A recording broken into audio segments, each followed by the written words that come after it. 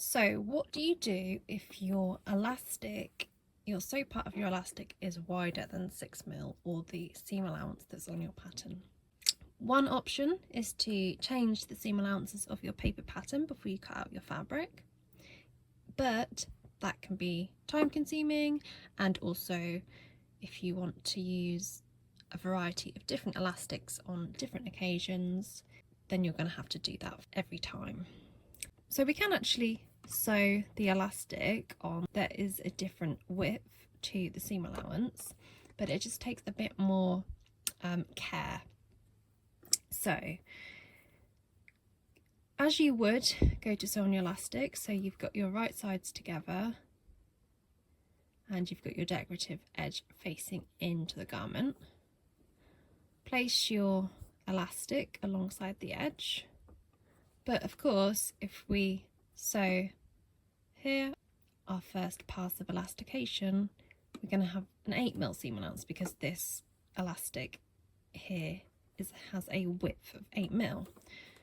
So there's two ways we can do it. We can either shift the elastic over a little bit,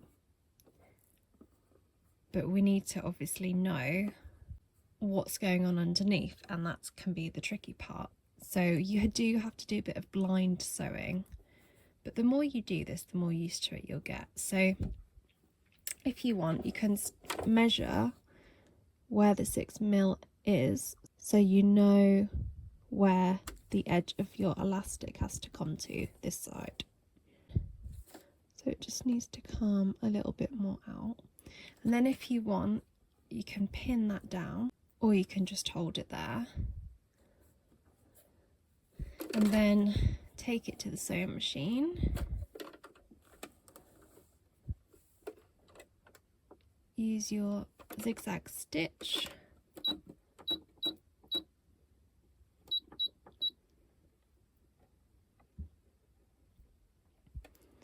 And then once it's under, you can lift this side up and adjust it if necessary.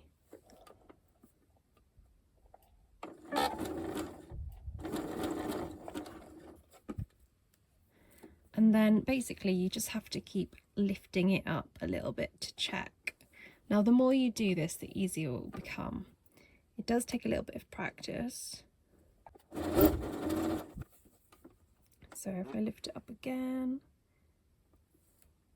and remember you have to create the tension on it as well, so stretching it while you go.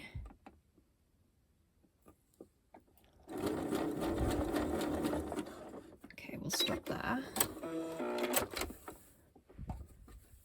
So that's what it will look like.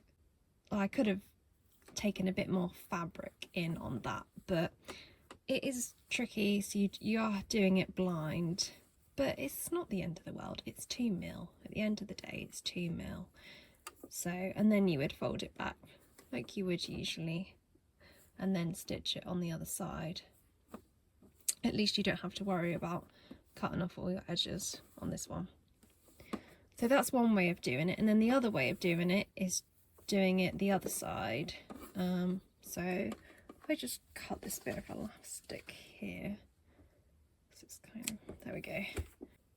So again, you are going to have to be working blind, but you'll be able to see where you're stitching on the fabric side this time.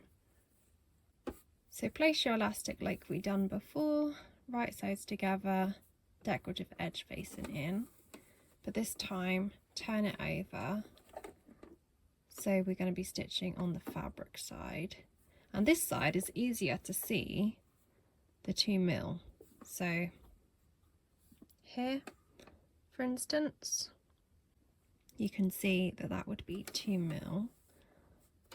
So if I put my presser foot over that, but the only problem is I can't now see where the elastic ends on the inner side.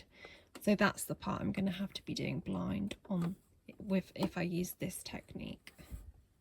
Some people prefer to sew the fabric side, and some people prefer to sew on the elastic side. It's kind of how you feel most comfortable, really. So let's have a go. go at this, but you can kind of feel it underneath. You can feel it with your finger. And the more you do this, the more practice you'll get, and you'll get the feel of it.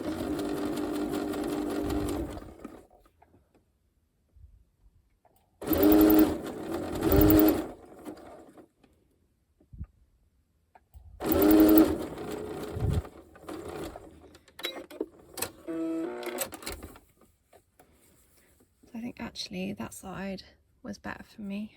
So let's have a look on the other side. Yeah, I've sewn that perfectly. So this is the bit you're sewing blind on this side. But I've actually sewn that perfectly. So that's a relief for the camera. So yeah, I'm happy with that.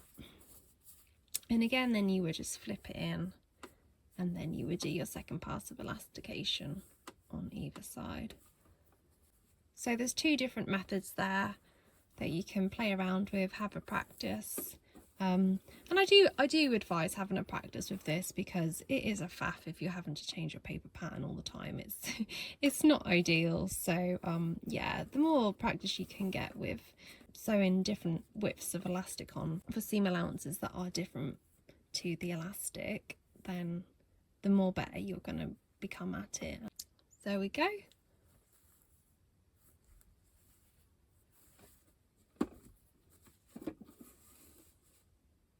So if you had an elastic that is, say, 10mm and you've got a seam allowance at 6mm, then you need to have 4mm of elastic coming over the edge of the fabric here. I'm aiming for 2mm to be seen on the edge of the fabric here, because my elastic is 8mm and my seam allowance is 6mm. And then same, if you're using a 12mm elastic, then you need to have 6mm elastic in view if you're doing it on this side. So yeah, just a handy little technique there.